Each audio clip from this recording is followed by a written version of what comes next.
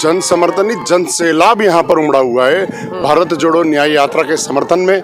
हमारे नेता आदरणीय श्री राहुल गांधी जी के स्वागत में आप देखिएगा कि जनता का जो जन सैलाब उमड़ रहा है, जनता ऐसी चिलचिलाती धूप में भी जो उमड़ी हुई है, ये समर्थन ही तो है। देश की तरक्की, देश के विकास में इस यात्रा के निश्चित रूप से सुखद परिणाम आएंगे। आने वाली पीढ़ी इस देश के इस यात्रा के सुखद परिणामों से अपना सुखमय जीवन जीने में इस यात्रा के परिणाम मददगार साबित होंगे। भारत देश के अंदर इसकी आज़ादी के लिए हिंदू, मुस्लिम, सिख, ईसाई, हर धर्म, हर वर्ग, हर समाज के व्यक्तियों ने इसमें अपनी आहुतियां दी थी। सिर्फ हिंदू, मुस्लिम, भारत, पाकिस्तान और मंदिर, अगर ये मुद्दे हट जाएं, इन मुद्दों को आप बाहर निकाल दो, तो न तो देश की गोदी मीडिया के पास कोई विषय बचे चलाने के लिए और न ही भाजपा के पास कोई विषय बचे बोलने के लिए।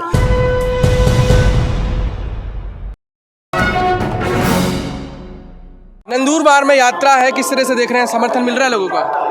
नंदुरबार महाराष्ट्र की इस धरती पर आप देखिएगा किस तरह से जन समर्थन, किस तरह से जन सैलाब उमड़ा हुआ है। ये जो सामने आपको पंडाल नजर आ रहा है, इसके अंदर जाकर के तो देखो, आप पैर रखने तक की जगह नहीं है। जन समर्थन नहीं, जन सैलाब यहाँ पर उमड़ा हुआ है भारत जोड़ो न्याय यात्रा के समर्थन में।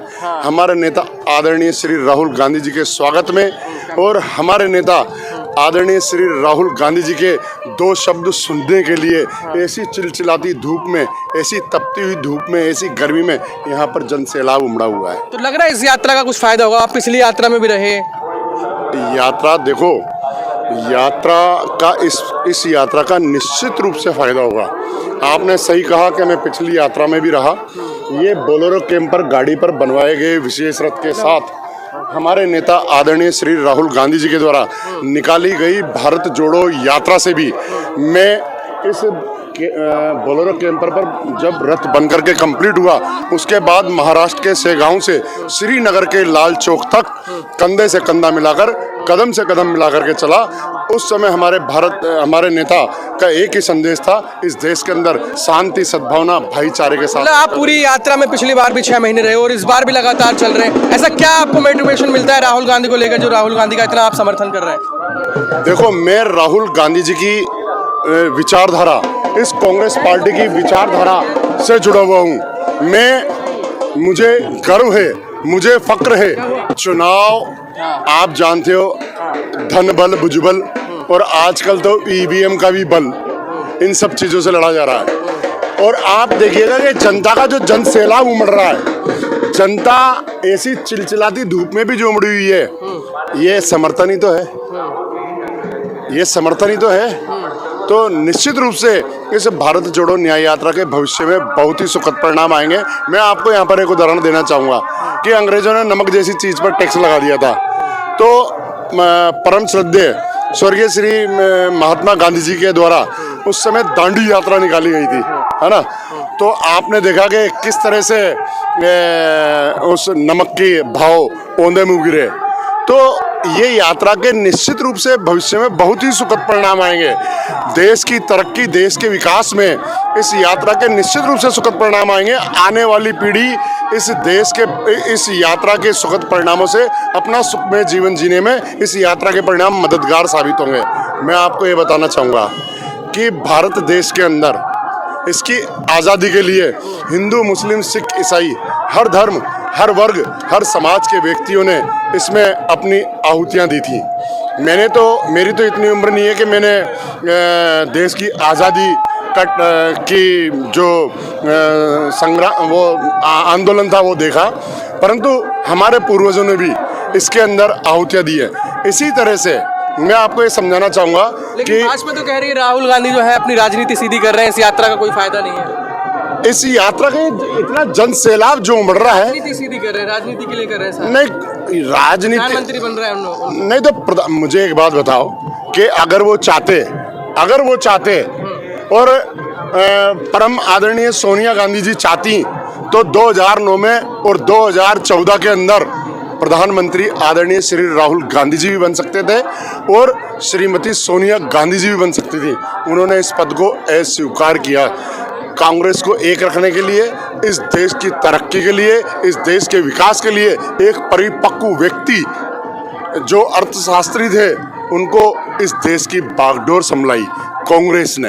अगर चाहते तो राहुल गांधी जी को कौन रोक रहा था उस समय? हमें लगता है कि राहुल गांधी में काबिलियत है प्रधानमंत्री बनने की। काबिलियत उनकी मैं आपको पढ़ा किस तरीके से आरोप लगाती है भाजपा की, देखिए भाजपा और आरएसएस कुछ भी कहे ना, इस एक पढ़ा लिखा व्यक्ति। मैं अभी जब इस यात्रा से जब गुजर रहा था तो मैं सरदार सरोवर डैम पे गया, विशेष रूप से चल करके गया उसको देखने के लिए। रूट पे नहीं था, रूट से थोड़ा हटके था, 19 किलोमीटर दूर था, परंतु मैं उस चीज को आंखों से देखना चाहता था कि हमारे देश के विकासशील पुरुष परम आदरणीय श्रद्धेय पंडित जवाहरलाल नेहरू जी जो विकासशील पुरुष थे, जिन्होंने जब देश आज़ाद हुआ और जब प्रधानमंत्री बने तब इस देश के अंदर सुई भी नहीं बना करती थी, उन्होंने उस सरदार सरोवर डैम की 1961 के अंदर नींव रखी थी, जो गुजरात के विकास ही नहीं इस पूरे देश के विकास में मील का पत्थर साबित हुआ। तो एक पढ़ा लिखा व्यक्ति, एक जिसने दुनिया का पूरा, जिसके अंदर साइंस और टेक्नोलॉजी, इतिहास और इकोनॉमिक्स, इन सब के बारे में जिसको जानकारी हो, उसके देश को चलाने में और चाहिए। भाजपा तो कहती है ज्ञान ही नहीं है राहुल गांधी में। अब भाजपा तो कुछ भी कहे ना, विपक्ष तो कोई भी आरोप लगाए, उससे क्या दिक्कत है? मैं एक और बात, देश के प्रधानमंत्री मैं एक और बात आपको बताना चाहूंगा, जो मैं अपनी व्यक्तिगत राय दूंगा कि हाथी चाले अब कोरो कागद काली शाही, कोरो कागद काली शाही लिखत पढ़त बाकू करवा दे, हाथी चाले अपनी गुत में कुतर भूकत बाकू भुकवा दे। तो जो कोरा कागज है, जिसके पास कुछ है ही नहीं विकास के नाम पे, वो सिर्फ हिंदू मुस्लिम, भारत पाकिस्तान और मंदिर, अगर ये मुद्दे हट जाएं, इन मुद्दों को आप बाहर निकाल दो, तो न तो देश की गोदी मीडिया के पास कोई विषय बचे चलाने के लिए और न ही भाजपा के पास कोई विषय बचे बोलने के लिए। मुझे एक बात बताओ, आपने भाजपा के किसी भी नेता का विकास के नाम पर कभी कोई भाषण सुना?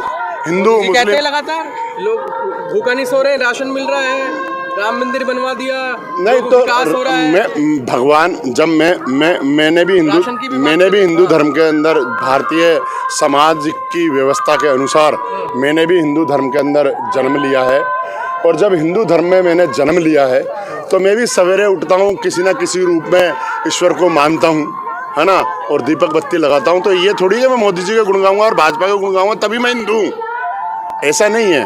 अव्वल तो मैं इंसान हूँ, मुझे ऊपर वाले ने जो भी ऊपर जो शक्ति बैठी हुई है, वो अल्लाह के रूप में हो, है ना, मसीह के रूप में हो, चाहे वाहिगुरु के रूप में हो, चाहे राम के रूप में हो, शंकर शिव के रूप में हो, किसी भी रूप में हो, शक्ति एक जो है जो इस देश। ये बताइए, अब जो है 2024 का चुनाव भी नजदीक है, लग रहा है राहुल गांधी या कोई नेता इस बार प्रधानमंत्री? मैं आपको एक और बात बताना चाहता हूँ, इस यात्रा से लेकर के, इस यात्रा का मैं आपको एक और बात बताना चाहूँगा कि इस यात्रा का उद्देश्य चुनाव जीतना नहीं है। चुनाव तो आप जानते हो कि आज की तारीख में जो चुनावों की जो परंपरा डाल दी गई है भाजपा और आरएसएस के लोगों के द्वारा, पूंजीपतियों के द्वारा, वो आजकल ईवीएम बल, धन बल, भुजबल, ये यात्रा है देश के शोषितों, वंचितों, पीड़ितों, महिलाओं, बेरोजगारों, देश के युवाओं, देश के मध्यम वर्गीय व्यापारियों, देश के जो पिछड़े लोग हैं, देश के आदिवासी लोग हैं, जिनका जल जंगल जमीन पर जिनका अधिकार है, उनको अपने अधिकारों के लिए जगाने के लिए, उनको अपने अधिकार अपनी शक्ति याद दिलाने के लिए ये यात्रा, ये मुहिम निकाली जा रही है, उनकी जागृति के लिए यात्रा निकाली जा रही है। और निश्चित रूप से इस यात्रा के इस देश के अंदर क्रांतिकारी परिणाम आएंगे।